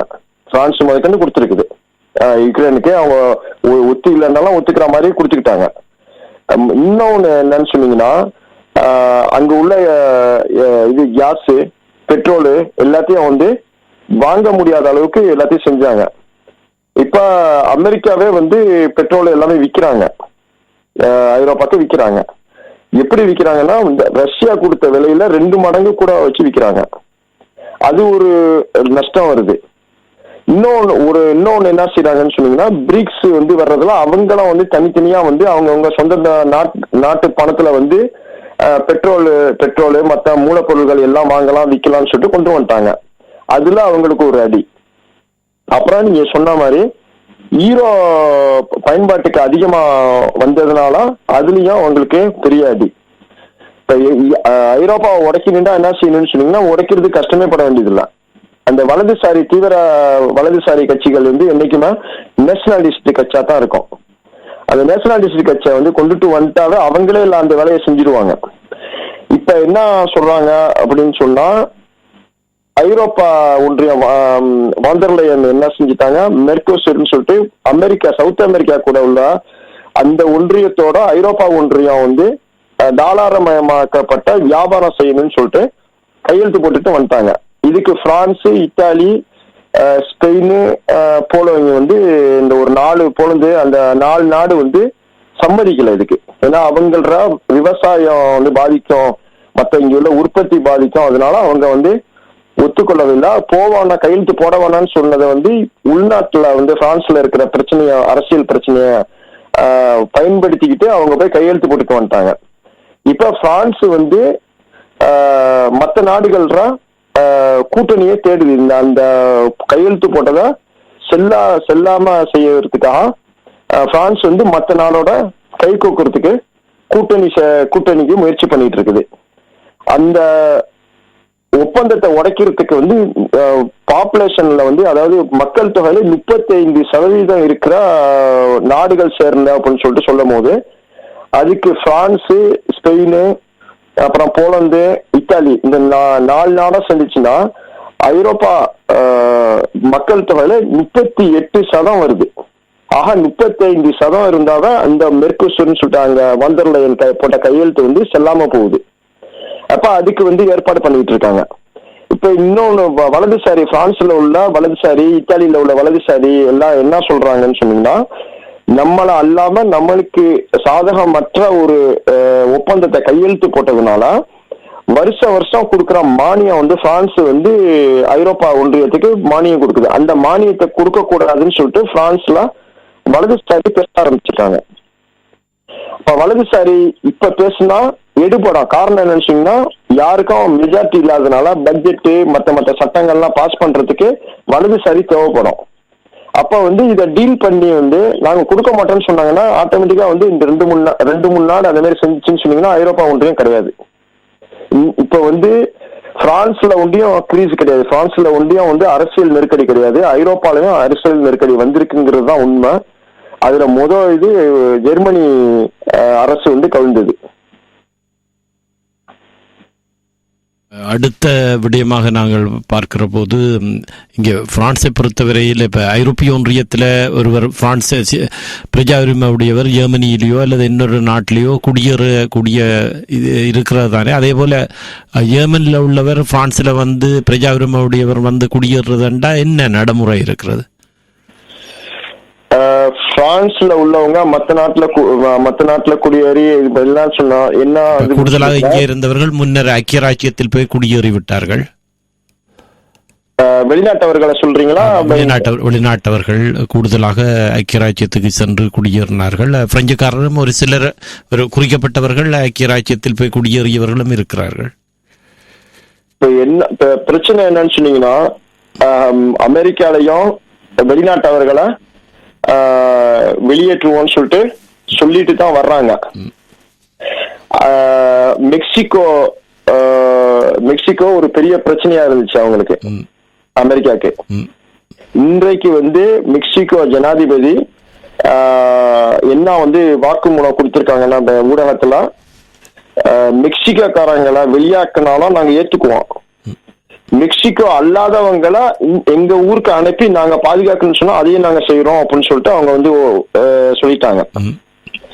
இப்ப உதாரணமா வந்து அமெரிக்கால அதிகமா வெளிநாட்டவர்கள் யாரு அதிகமா இருக்கிறாங்கன்னா இந்தியாக்காரங்க தான் இருக்கிறாங்க. அதிகமா தாள் இல்லாம இருக்கிறவங்களும் இந்தியாக்காரங்க, அத மெக்சிகோக்காரங்களுக்கு அடுத்ததா இந்தியாக்காரங்க தான் இருக்கிறாங்க. இப்ப அவங்கள வந்து வெளியேற்றுறதுனால இப்ப இந்தியா கூட வந்து பிரச்சனை இல்லாம வந்து வெளியேற்றணும்னா என்ன செய்யணும் சொன்னீங்கன்னா, மெக்சிகோக்கு அனுப்பி விட்டா மெக்சிகோல வாழ முடியாது. அவங்களே தன்னால வந்து டிக்கெட் எடுத்துட்டு ஊருக்கு போயிடுவாங்க. மெக்சிகோ ஒரு வாழ முடியாத நாடம், மற்றது பாதுகாப்பற்ற நாடம். அது அங்க வந்து இருக்க மாட்டாங்க. அங்க வந்து இருந்துட்டு லைஃப் ரிஸ்க் எடுக்காம வந்து டிக்கெட் எடுத்துட்டு போயிடுவாங்க. இப்ப இந்திய அரசோட அவங்க மோதிரத்துக்குள்ள வாய்ப்பு கிடையாது. அதே கொள்கையை வந்து பிரான்ஸ் வந்து அல்பானி, கசாக்ஸ்தான், அப்புறம் வந்து ஈராக் கூட ஒப்பந்தம் போட்டு ரகசியமா செஞ்சுக்கிட்டு இருக்காங்க. நிறைய ஆட்களை வந்து அல்பானி இல்லாட்டி ஈராக்கு அனுப்புறாங்க, இல்லாட்டி கசாக்ஸ்தானுக்கு அனுப்புறாங்க. இந்த 3 நாடும் வந்து பிரான்ஸ் மாதிரி வந்து சாந்தமான நாடு கிடையாது, அதுவும் வெளிநாட்டவர்களுக்கு. அப்ப அவங்களே வந்து என்ன செஞ்சிருவாங்க, அதிகமா கொஞ்சம் கொஞ்சமா ஆப்கானி சிரியாக்காரங்கள அங்க அனுப்பிட்டு இருக்காங்க. இப்ப சிரியாக்காரங்களை அனுப்ப வேண்டிய தேவையில்லை. சிரியா கூட வந்து பிரான்ஸ் வந்து நேரடியா போய் சிரியாக்கு வந்து என்னத்துக்கு வந்து வெளியுறவு மந்திரி பிரான்ஸ் ஜெர்மனி மந்திரி ஏன் உடனே போனாங்கன்னு சொன்னா, இந்த 2 நாட்டுல தான் அதிகமா சிரியாக்காரங்க இருக்கிறது. இப்ப சண்டை அங்க முடிஞ்சிருச்சு அப்படின்னு சொன்னோம்னா, இங்க ஜெர்மனி அங்க பிரச்சனை முடிஞ்சிருச்சுன்னு சொல்லிட்டு டிக்ளேர் பண்ண போறோம்னு சொல்லிட்டு சொல்லிட்டாங்க. சொன்னதுக்கு வந்து மறு அர்த்தம் என்னன்னு சொன்னீங்கன்னா, இங்க இருக்கிற சிரியா ரெஃப்யூஜியை நாங்க வெளியாக்குவோம் அப்படின்னு தான் அர்த்தம் அதுக்கு. இப்ப ஈராக்ல வந்து கையெழுத்து போட்டது வந்து இப்ப அல்ஜீரியாக்காரங்களாம் அனுப்பியிருக்காங்க ஈராக்குக்கு. ஈராக்ல வந்து எந்த மாதிரி பிரச்சனைன்னு சொல்லிட்டு எல்லாருக்குமே அறிஞ்சது. சண்டையில இருந்து வெளியாகன நாடு, மனித உரிமை எப்படி இருக்கும், இங்க பிரான்ஸ்ல பேசுற மாதிரி போலீஸ்காரங்க எல்லாம் பேசுவாங்களாங்கிறது அப்ப நிச்சயம் கிடையாது. அப்ப அவங்களே என்ன செய்வாங்க, ஊர்ல இருந்து காசு அனுப்பி விட்டு டிக்கெட் எடுத்து கொடு நானே வந்துடுறேன்னு சொல்லிட்டு போயிடுவாங்க. இது ஒரு தாலி இல்லாதவங்களை பிரான்ஸ்ல இருந்து அனுப்புறது கிட்டத்தட்ட வந்து 1 லட்சம் யூரோ செலவாகுதுங்கிறாங்க. அவங்க அப்பீல் பண்ணா கோர்ட்டு கேஸ் இப்படின்னு சொல்லிட்டு இது பண்ணும்போது அவ்வளவு காசு ஆகுதுங்கிறாங்க. இதுக்கு வந்து 13,000 யூரோ 14,000 யூரோ தான் செலவாகுது. அந்த மாதிரி வந்து அல்பானியில் இந்த இடத்துல எல்லாம் அனுப்பி விட்டா, அப்ப அந்த மாதிரி அனுப்பி விட்டா அவங்களே தன்னால போயிடுறதுக்கு இவ்வளவு வாய்ப்புகள் இருக்குது. அப்படி அனுப்புறதுக்கு சட்ட ரீதியா இடம் கொடுக்குதா? சட்டம் போட்டுட்டாங்க. சட்டம் என்ன சொல்றாங்கன்னு சொன்னீங்கன்னா, ரெஃப்யூஜா அதாவது வெளிநாட்டுக்காரங்களுக்கு கிடையாது, வெளிநாட்டுக்காரங்க எல்லாம் வந்து விசா இருக்கிறவங்களுக்கு கிடையாது. ரெஃப்யூஜா வந்து கேட்டுட்டு டெமாண்ட் பண்ணிட்டு இருக்கிறாங்க பாத்தீங்களா, அவங்களுக்கு. ஏன்னா ரெஃப்யூஜின்னு சொல்லிட்டு போட்டாங்கன்னா வந்து 400 யூரோ 500 யூரோ கொடுக்குறாங்க அவங்க. அப்ப அந்த காசை கொடுக்கறதுனாலதான் வந்து ரெஃப்யூஜியை போட்டு 2 வருஷம் இருந்தாலும் பிரச்சனை கிடையாதுன்னு சொல்லிட்டு வர்றவங்க இருக்கிறாங்க நிறைய பேர். இந்தியால இருந்து நிறைய பேர் வந்து ஊர்ல பிரச்சனை அப்படின்னு சொல்லிட்டு ஃபைல் போட்டு இருக்கிறவங்க எல்லாம் நிறைய பேர் இருக்காங்க இந்த ஊர்ல. அவங்களுக்கு மாசம் 400 யூரோ வருது, இது தெரியாம வேலை பார்த்தாங்கன்னு சொன்னீங்கன்னா 1000 யூரோ வருது கிட்டத்தட்ட. சரி, அவன் துரத்தி விடுறவங்க நம்ம இருக்கலாம் அப்படின்னு சொல்லிட்டு வர்றவங்க எல்லாம் இருக்கிறாங்க. அவங்களுக்கு வந்து அவங்களுக்கு இந்த பொழப்பு இதுதான் வந்து அவங்களோட நோக்கம். அவங்களுக்கு அரசு இதுக்கு என்னன்னு சொன்னீங்கன்னா, அவங்க அரசியல் ரீதியா அவங்களுக்கு பிரச்சனையை சந்திக்கிறாங்க. ஏன்னா வலதுசாரி இதைத்தான் வந்து பார்லிமெண்ட்ல அதிகமா பேசுறாங்க. இப்ப அரசு வந்து நடத்துறதுக்கு அவங்களுக்கு சிரமமா இருக்குது அவங்களுக்கு. அப்ப அரசு நடத்துறதுக்கு சிரமமா இருக்குது அப்படின்னு சொல்லும் போது பொருளாதார இதெல்லாம் அப்பாற்பட்டது. அது இப்போ அரசு இது நடத்துறதுக்கு பிரச்சனையா இருக்குது அப்படின்னு சொல்லும் போது அவங்க வந்து சட்டம்லாம் போட்டு இது பண்ணிட்டாங்க. என்ன சொல்றாங்கன்னா, ரெஃப்யூஜியா கேட்கறவங்களா நாங்க அங்க உங்களுக்கு நான் காசு கொடுத்துறேன், அந்த 400 யூரோ கொடுக்கறத வந்து அந்த அரசு கொடுத்துருவாங்க, அந்த அரசு பத்திரமா பாத்துக்கணும் அப்படின்னு சொல்லிட்டு சொல்றாங்க. அதுல நிறைய உள்ளர்த்தங்கள் நிறைய இருக்குது. அவங்களுக்கு அங்க 100 யூரோ செலவழிச்சா காணும், வச்சிருக்க 300 யூரோ அரசாங்கத்துக்கு வந்துடும். 100 யூரோ செலவு பண்ணிட்டு அங்க வந்து போட்டு சாத்துனாங்கன்னு சொன்னீங்கன்னா, இவங்களே ஊருக்கு போன் அடிச்சு எனக்கு காசு அனுப்பு, நான் வந்து டிக்கெட் எடுத்து கொடுத்துரு, நான் வந்துடுறேன் அப்படின்னு சொல்லிட்டு அவங்களே போயிடுவாங்க. இப்ப 1 லட்சம் யூரோ மிச்சம் பண்றதுக்கு உள்ள இப்ப வந்து 1 லட்சம் யூரோ செலவு பண்ற அளவுக்கு நாட்டுல பணம் கிடையாது. அப்படியே செலவு பண்ணா கூட இந்த ஊர் மக்கள் ஏத்துக்காது. ஏன்னா நாங்க இவ்வளவு வரி கட்டுறோம், இந்த இதை செஞ்சுக்கிட்டு இருக்கேன்னு சொல்லிட்டு ஒத்துக்காது. அப்ப இதை சீப்பான விலையில இது செய்யறதுக்கு தான் வந்து இப்ப அமெரிக்காவும் அதை தான் செய்ய போறாங்க. அமெரிக்கா செய்யறதுக்கு முன்னாடியே அமெரிக்காவோட போர்ஸை பாத்துக்கிட்டு மெக்சிகோ இன்னைக்கு டிக்ளேர் பண்ணிட்டாங்க, நாங்க வந்து மெக்சிகோ அல்லாதவங்களே நாங்க வந்து இங்க சேர்த்து வச்சுக்கிறோம், எங்களுக்கு அந்த செலவுக்குள்ள காசை கொடுத்தா போனோம் நாங்க பாத்துக்கிறோம் அப்படின்னு சொல்லிட்டு இன்னைக்கு டிக்ளேர் பண்ணிட்டாங்க. அவரு ட்ரம்ப் வந்து இதை ஓகேன்னு சொல்லிட்டாரு. அப்ப அந்த ஊர்ல இருந்து வெளியாக்குறதுக்கு அவரு இந்த முறை வந்து ஏன் இதை கடைபிடிப்பாருன்னு சொன்னா, போன முறை வந்து செவர் எடுக்கிறேன்னு சொல்லி செவர் ஃபுல்லா எடுக்க முடியல அவரால். நிறைய சட்ட சிக்கல்கள், அப்புறம் வந்து பொருளாதார சிக்கல்கள் நிறைய வந்துச்சுப்பா. இப்ப உள்ள உலகம் வந்து 4 வருஷத்துக்கு முன்னாடி உலகத்துக்கும் இப்ப உள்ள உலகம் ரொம்ப மாறுபட்ட உலகமா இருக்குது. யுக்ரைன் சண்டை அது முக்கியமா காரணம். அப்புறம் சிரியால நடந்த பிரச்சனைகள், இஸ்ரேல்ல நடந்தது, லீபான்ல நடந்தது எல்லாம் வந்து உலகத்துல மாற்றம் அடைஞ்சிருக்குது. அது மட்டும் இல்லாம வந்து சொல்ல முடியாத பிரச்சனை என்னன்னு சொன்னீங்கன்னா, தைவான் பிரச்சனை. தைவான் பிரச்சனை இருந்துகிட்டு இருக்கும் போது இப்ப வந்து அதாவது தென்கொரியால பிரச்சனை நடந்துகிட்டு இருக்குது. தென்கொரியால 2வது ஜனாதிபதி வந்துட்டாங்க, முதல் ஜனாதிபதி நான் தான் ஜனாதிபதினு சொல்லிட்டு அவரே இருக்கிறாரு. இப்ப அங்க வந்து ஒரு பிரச்சனை நடக்குது. இது வந்து சிவில் சண்டையா மாறிச்சுன்னா பெரிய பிரச்சனையா போயிடும். இப்ப இருக்கிற நாடு என்னன்னு சொன்னீங்கன்னா, ஒரு ஒவ்வொரு நாளைக்கும் நாங்க ஆட்டம் பாம்பை யூஸ் பண்ணுவோம் அப்படின்னு சொல்லிட்டு ரஷ்ய அதிபர் சொல்லிட்டே இருக்கிறாரு.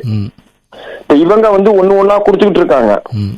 இப்ப தப்பித்தவரி வந்து சண்டையை வந்து இப்ப எல்லாரையும் சேர்த்துக்கணும் அப்படின்னு சொல்லிட்டு இப்ப வந்து ஜெலன்ஸ்கி வந்து அவர் வந்து பிடிச்சிட்டா வந்து அவரை அரெஸ்ட் பண்ணிடுவாங்க.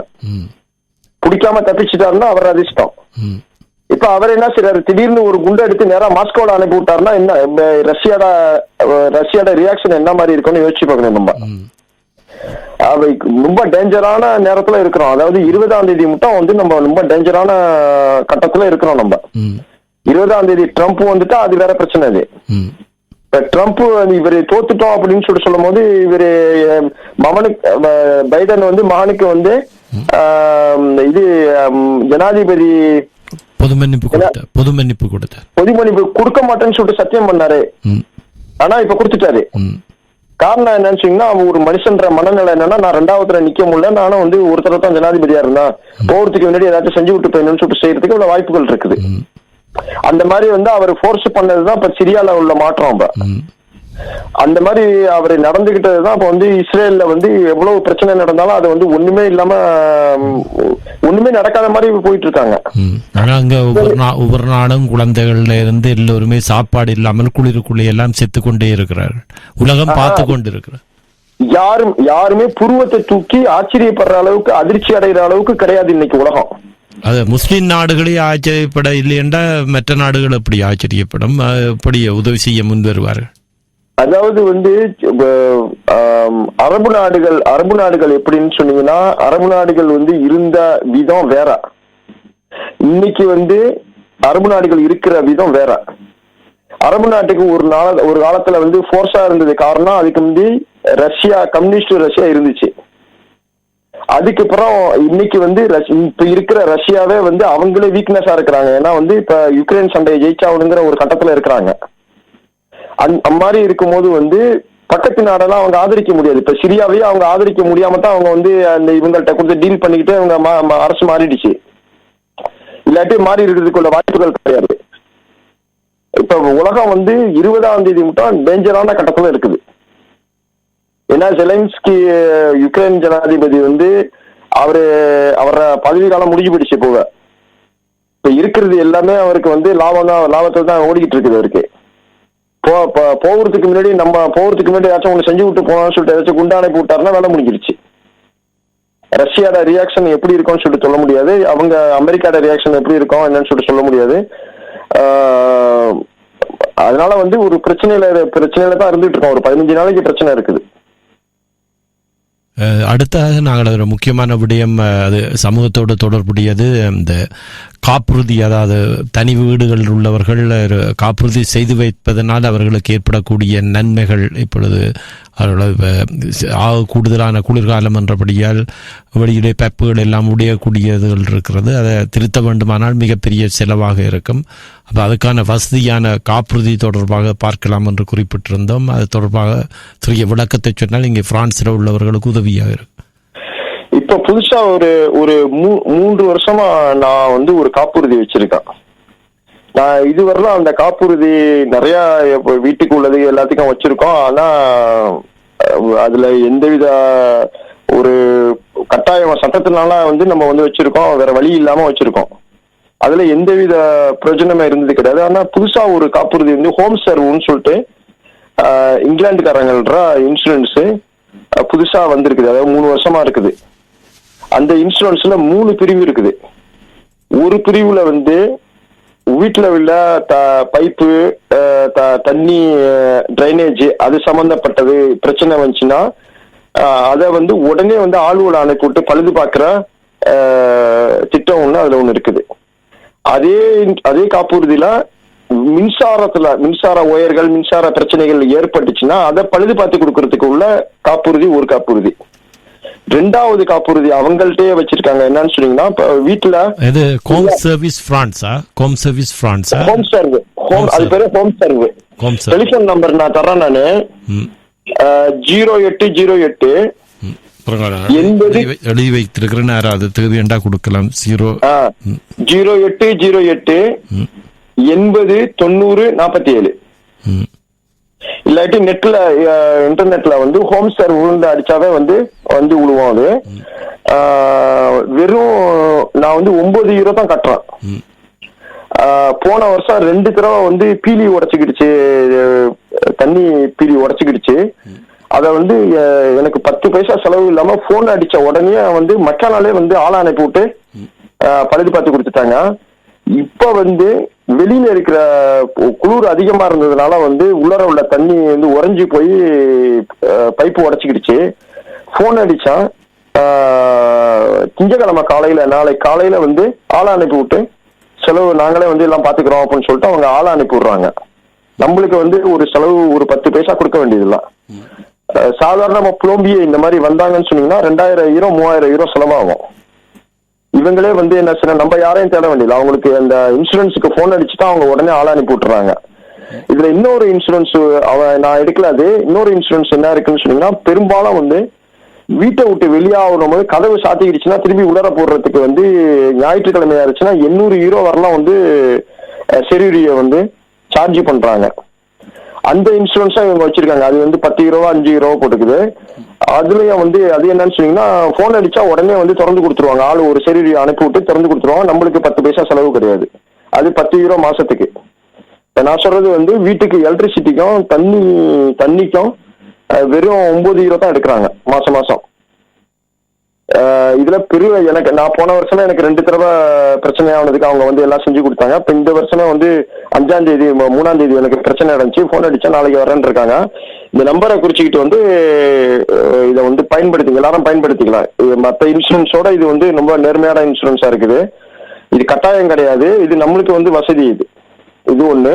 2வது வந்து வெளிநாட்டுக்கு போகும்போது பெரும்பாலும் வந்து காப்புறுதின்னு சொல்லும் போது வெளிநாட்டுக்கு போகும்போது கிரெடிட் கார்டு போடும் போது அதுலயே இன்சூரன்ஸ் இருக்குது. அப்புறம் வீட்டு இன்சூரன்ஸ் இருக்குது. இந்த வெளிநாட்டுக்கு போனா அந்த இன்சூரன்ஸ் அதுல எல்லாம் வந்து அவ்வளவு பாதுகாப்பு வந்து இருக்கிற மாதிரி எனக்கு தெரியல. எனக்கு உடனே வந்து ரியாக்ஷன் பண்றது என்னன்னா, டிக்கெட் நெட்ல எடுக்கும் போதும் இல்லாட்டி அது ஏஜென்ட்ஸ்ல எடுக்கும் போது இந்த இன்சூரன்ஸ் வந்து உடனே விற்பாங்க. டிக்கெட்டை எடுத்ததுல இருந்து 14 நாளைக்குள்ள எடுக்கிற இன்சூரன்ஸ் இது. அவங்க நெட்ல எடுத்தீங்கன்னா உடனே எடுத்துடலாம். இது வந்து 60 யூரோ, மேக்சிமம் 60 யூரோ தான் ஆகும். இந்த 60 யூரோல என்னன்னு சொன்னா 60 யூரோ பிரச்சனை கிடையாது. வெளிநாட்டுக்கு போறாங்க, உடம்பு சரியில்லை அப்படின்னு சொன்னா அனைத்து மருத்துவ பாதுகாப்பு மருத்துவத்தை நம்ம பார்க்கலாம். காசு கட்டிட்டு இங்க செக்யூரிட்டி எல்லாம் ரமோஸ்மா பண்ணிக்கலாம். அது வேற பிரச்சனை. அது ஆனா இதுல என்னன்னு சொன்னீங்கன்னா, உடம்பு சரியில்லை அப்படின்னு சொன்னா போன் அடிச்சு பிரான்ஸுக்கு தெரிவிச்சுட்டா உடனே வந்து நம்ம என்ன ஊர்ல இருக்கிறோமோ அங்க பக்கத்துல இருக்கிற இவங்கள ஏஜென்ட், மருத்துவம் படிச்ச ஏஜென்ட் அனுப்பி விட்டு நம்மளுக்கு கொடுக்குற வந்து மருத்துவ சிகிச்சைய வந்து கண்காணிச்சு பாதுகாப்பா நல்லதுமா ஆரோக்கியமா ஆகின பிறகு நம்மள வந்து நம்ம ஒரு பிரான்ஸுக்கு திருப்பி அனுப்பி விட்டுருவாங்க. அப்படி போன ஊர்ல நம்மள சிகிச்சை அளிக்க முடியல அப்படிங்கும் போது பிரான்ஸ்ல இருந்து ஆம்புலன்ஸ் அனுப்புறாங்க, பிளைட் ஆம்புலன்ஸ். அது வந்து 2.5 லட்சம் யூரோ கிட்டத்தட்ட. அது அவங்கள செலவுலயே அனுப்பி அவங்க திருப்பி பிரான்ஸுக்கு கூட்டிட்டு வந்து ட்ரீட்மெண்ட் பண்ற வரலாம் அவங்களே செய்யறாங்க. இது நான் சொல்றது வந்து எனக்கு தெரிஞ்சவங்களுக்கு நடந்தது. இது அவங்க வந்து இத பயனடைஞ்சிருக்காங்க. இந்த இன்சூரன்ஸ் அவங்க கட்டாம போயிருந்தாங்கன்னா அவங்க உயிரோட இருந்திருப்பாங்களான்னு சொல்லிட்டு எனக்கு தெரியல. ஏன்னா 2 தடவையும் வந்து ஹார்ட் பிரச்சனை சம்பந்தப்பட்டது. கீழே விழுந்துட்டாங்க, எலக்ட்ரிக் ஷாக் கொடுத்து திருப்பி ஹார்ட்டை இது பண்ணும்போது அவங்களுக்கு ட்ரீட்மெண்ட் பண்ணி இன்னைக்கு வந்து நடந்து வந்து 5-6 வருஷத்துக்கு மேல ஆகுது. இன்னைக்கு நல்லதுமா இருக்கிறாங்க அவங்க. இந்த 2 இன்சூரன்ஸ் வெளிநாட்டுக்கு போகும்போது இந்த இன்சூரன்ஸ் எடுக்கிறதுக்கு மறந்துடுவோம்னா, வீட்டுக்கு உள்ள இன்சூரன்ஸ் இந்த ஹோம் சர்வ் வந்து எடுங்க. இது விளம்பரம் கிடையாது. இது நான் வந்து பயனடைஞ்சதை நான் இதுல சொல்றேன். நன்றி. நாங்கள் மீண்டும் இன்னொரு சந்தர்ப்பத்திலே வரான தகவல்களோடு சந்திப்போம். மிக்க நன்றி. இந்த வானொலி வந்து மக்களுக்கு பயனுள்ள வகையில இத கேட்கும் நேயர்களா சகோதரத்துவத்தோட வந்து நடத்துற இந்த வானொலி மேலும் செல்வாக்க அடையணும், மேலும் இது வந்து வளர்ச்சி அடையணும், மேலும் அனைத்து மக்கள்கிட்டையும் போய் சேரணும்னு சொல்லிட்டு என்னோட ஆசை. அந்த மாதிரி என்னால முடிஞ்ச அளவுக்கு நான் வந்து எல்லாருக்கும் தெரிவிக்கிறேன். கேட்கிற நேயர்கள் எல்லாருக்கும் அந்த லிங்க் அனுப்பிவிட்டு அனைவரும் கேட்க வைங்க. ரொம்ப நல்ல வானொலி. நன்றி. ஹைதர்லி அவர்கள், உங்களுடைய இந்த செவ்விய யூடியூப் ஊடாகவும் வெளியிடுவார் நம்புகிறேன். அப்பொழுது நீங்களும் அதை அனைவருக்கும் அனுப்பி வைக்கலாம். ரொம்ப சந்தோஷம். வணக்கம். நன்றி. நன்றி.